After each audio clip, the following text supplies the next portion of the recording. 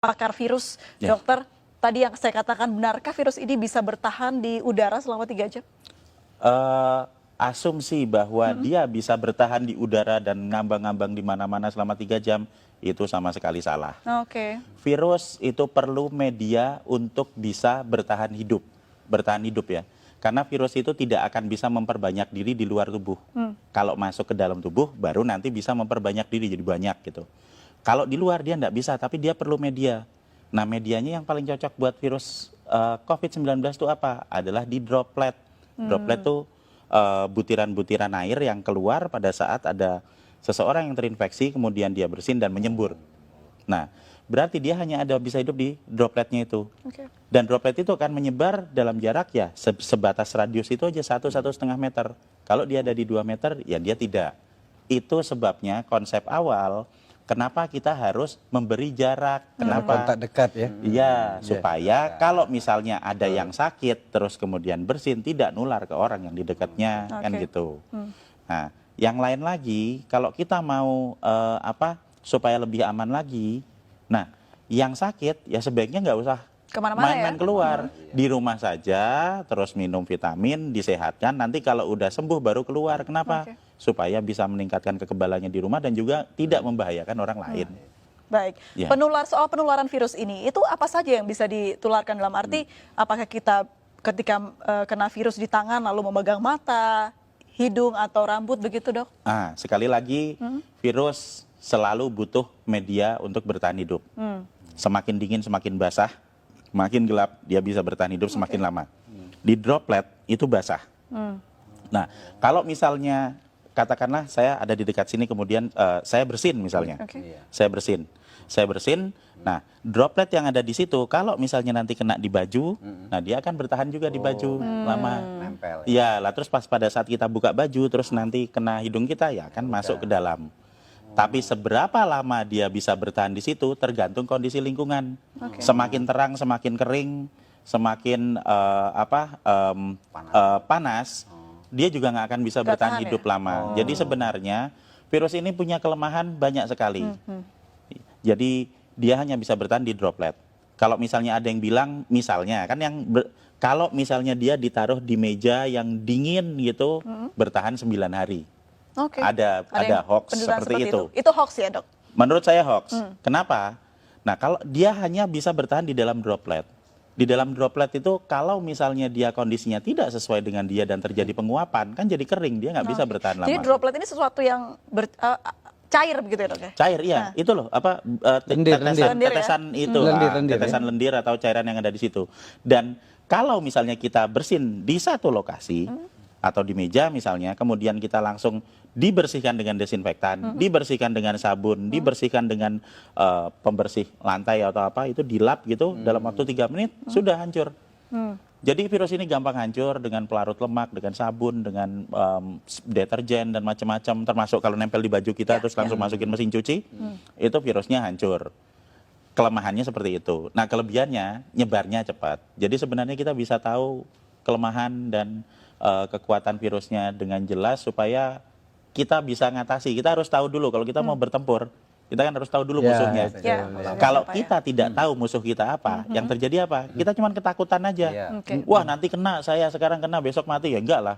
Kalau dari segi virusnya atau ya faktor dia bisa tumbuh begitu, apakah benda yang dia hinggapi begitu ya, Dok ya, itu mempengaruhi juga si virus ini bertahan hidup begitu, seperti di plastik berbeda dengan di kayu mungkin? Iya, semakin dingin dia bisa bertahan hidup semakin lama. Tapi permasalahannya di sini adalah bukan seberapa lama dia bisa ada di situ, seberapa ingin dia hidup.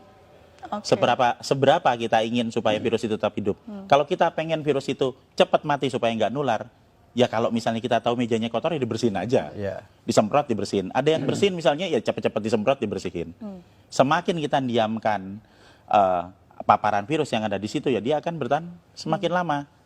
Tapi kalau misalnya kita bisa punya kesadaran sendiri untuk mulai dengan pola hidup bersih, setiap ada sebaran di situ ya kita semprot bersih, simpel kok itu, enggak terlalu sulit, cuma diusap aja seperti itu. Nah, maka kita akan sangat membantu untuk mengurangi sebaran virus. Baik, itu juga berlaku untuk batuk begitu ya, Dok ya? Iya, betul.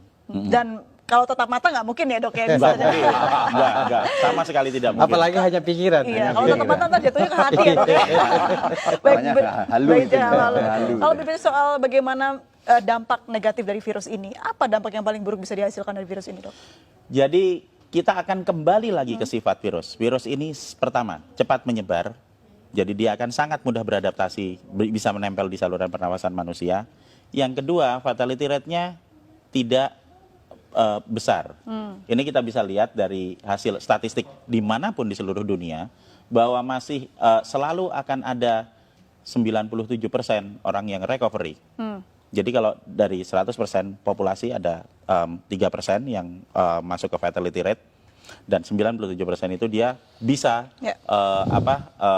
pulih dan juga bisa masih tetap sehat. Ini yang terjadi di pasien nomor 1, 2, 3. Ingat toh waktu di Depok itu? Jadi tanggal 29 Februari dinyatakan positif. Benar toh? Terus dirawat di rumah sakit selama 16 hari. Dan kemarin mereka semua pulang dalam kondisi sehat dan berubah jadi negatif. Berarti apa? Status positif terinfeksi ini bukan status yang tetap. Seperti misalnya, oh saya kena, sekarang saya positif. Sampai 1 tahun ke depan saya tetap positif. Tidak. Itu akan berubah seiring dengan peningkatan kekebalan tubuh. Okay. Jadi kalau hari pertama saya terinfeksi, saya akan positif.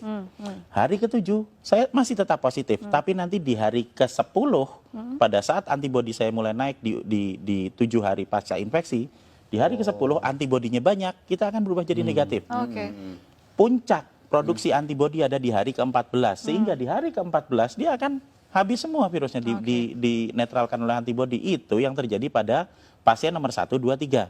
Jadi supaya kita bisa menginduksi pikiran-pikiran positif dan optimistik yang ada di rakyat, kita harus belajar juga melihat, kok ada pasien nomor 1, 2, 3 sembuh, ini kan udah ada buktinya. Menariknya tadi juga sempat di program di tayangan kita, begitu pasien 03 ini ternyata tidak ada gejala yang terlalu parah begitu dok, hanya batuk sedikit saja, dan treatmentnya pun hanya diberikan vitamin dan juga obat batuk oleh Betul sekali. dokter. Nah, kenapa virus ini bisa tidak semua orang terkena paru-paru dok?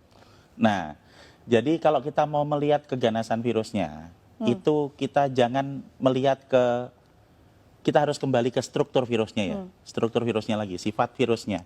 Virus ini bentuknya tetap, dia akan menyerang ke semua manusia. Dia tidak berubah. Yang menyebabkan terjadinya perbedaan adalah di manusianya.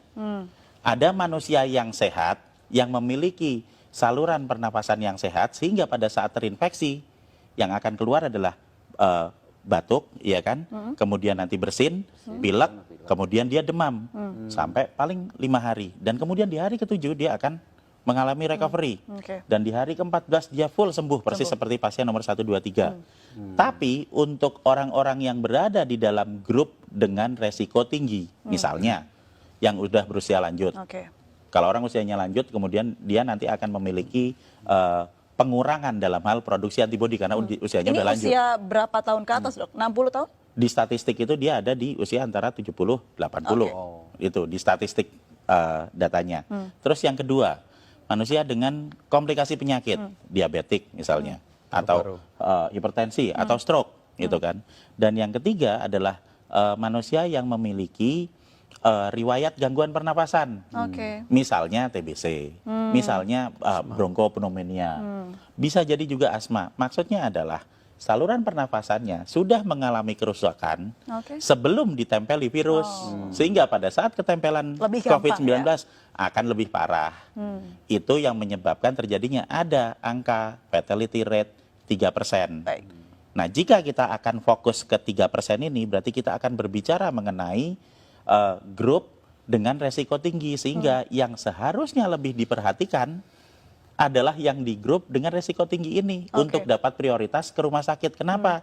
Supaya rumah sakitnya nggak penuh, dokternya nggak repot. Jadi nggak ada yang baru pertama kali kena sekarang baru demam sebentar terus waduh besok saya mati langsung ke dokter. Nggak seperti itu. Kita mendahulukan grup dengan resiko tinggi, sehingga tidak semuanya harus masuk rumah sakit. Nah, kita harus memberikan edukasi gimana caranya supaya kita bisa melawan virusnya yang ada di luar tubuh, meningkatkan antibodi yang ada di dalam tubuh secara mandiri, supaya kita semua nanti bisa ngatasi virusnya. Pertanyaannya, ketika seorang yang pasien positif sudah sembuh begitu, Ya. akankah dia bisa positif kembali? Ya, Bisa. bisa. Jadi kita berbicara mengenai masalah sebaran virus. Oke. Jadi satu hal yang harus kita pahami dulu, ini imunologi basic adalah bahwa kalau saya pernah kena virus, misalnya saya pernah kena virus COVID-19, nah tubuh saya akan punya data tentang virus ini. Sehingga pada saat nanti saya kena lagi, saya akan kebal. Pertama kali kena, antibodi saya akan keluar dalam waktu 7 hari. Untuk yang infeksi pertama. Tapi nanti begitu infeksi kedua, saya kena lagi, itu nggak usah nunggu 7 hari karena Oke. sudah ada datanya di sel memori. Saya akan mengeluarkan dalam waktu 24 jam, sehari langsung kebal. Ini prinsip dasar kenapa kita semua harus divaksin. Oke. Jadi kita kasih virusnya dulu, dikenalin, supaya nanti kalau ada lagi, antibodi kita bisa keluar lebih cepat dan lebih banyak. Nah, jadi kalau misalnya saya sudah pernah kena, kemudian saya sembuh dalam waktu 14 hari, saya keluar ke kerumunan. Dan di kerumunan ini ada orang yang sakit, kemudian saya kena lagi. Apakah saya bisa kena? Jawabannya ya, pasti iya. Kalau diambil sampel, apakah itu akan jadi positif? Ya, benar jadi positif. Tapi apakah infeksi kedua itu akan membuat saya sakit? Tidak. Oh, Karena saya sudah punya antibodi. Dan kalau yang pertama tadi, mungkin kita ingat, hari pertama positif. Nanti hari ke-7 masih positif. Hari ke-10 bisa jadi negatif. Yang pertama, infeksi pertama. Kalau sudah saya kena lagi, hari pertama positif, nanti hari ketiga bisa positif, hari keempat sudah negatif. Karena antibodinya sudah keluar. Jadi orang yang kena corona ini sudah positif berarti punya antibodi yang besar ya, Iya, Dok ya, ketika sudah sembuh tapi. Betul. Dan dengan memberikan vitamin E dan vitamin C, kita Oke. bisa memproduksi antibodi 2 sampai 3 kali lipat lebih banyak daripada normal. Ini kan berarti kuncinya adalah imunitas. Lalu seperti apa kita menjaga imunitas? Vitamin yang banyak, tidur yang cukup, apalagi, Dok? Jadi produksi antibodi yang normal itu akan bisa dicapai jika kita dalam kondisi yang fit. Berarti apa? Berarti kita ya makan yang benar, kemudian kita istirahat yang cukup. Karena semakin banyak kita bergadang, semakin banyak kita stres dan panik bahwa kita besok mati, Nah, itu ya. itu akan sangat menurunkan produksi antibodi. Berarti Gitu. panik benar menurunkan antibodi, Dok? Iya, Oke. bahkan kita jadi panik terus, kemudian kita jadi nggak tidur, Stres kemudian jadinya. kita mau minum nggak enak, makan nggak enak, iya kan? Takut Akhirnya mati. iya kita kurang energi, akhirnya ya nggak ada produksi antibodi. Jadi sebenarnya dengan pola hidup yang sehat itu akan mampu membuat kita memproduksi antibodi secara normal. Dan pada saat ada dalam kondisi wabah, jika kita mengkonsumsi vitamin E dan vitamin C, Oke. kita akan memproduksi antibodi bisa 2 sampai 3 kali lipat dari produksi normal. Dan ini akan sangat-sangat membantu pada saat ada kondisi wabah virus. Dan yang paling utama lagi adalah sekali lagi panik dan stres itu tidak akan meningkatkan antibodi kita atau menyebabkan virus yang ada di luar menjadi berkurang.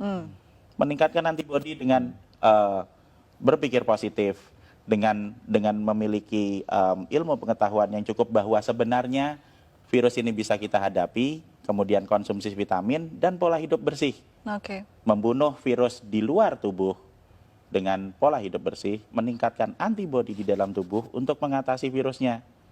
Dan tanpa panik, tanpa stres. Tanpa Karena- panik, Nah, tanpa Karena vitaminnya panik nggak akan membawa perubahan apapun. Vitamin E-nya dari alam itu, Prof. Mungkin Apa Iya. saja, ya. Jadi kalau misalnya vitamin E atau vitamin C akan ada banyak di apotek. Mereknya apa? Ya terserah beli aja di sana ada banyak. Kalau misalnya tidak ada, kita bisa menemui banyak vitamin E itu ada di kecambah atau tauge itu, Oke. brokoli. Kemudian ada di daun kelor, itu vitamin E-nya cukup banyak. Sementara vitamin C ya biasa ada di jeruk, ada di tomat, bahkan cabai itu vitamin C-nya cukup tinggi. Jadi jika kita bisa membeli yang dari apotek yang sudah diekstrak itu ya alhamdulillah. Kalau tidak bisa, apa yang ada di alam bisa kita pakai untuk meningkatkan kekebalan kita. Semua orang, semua penduduk bisa meningkatkan produksi antibodi dan semua orang berhak untuk hidup sehat.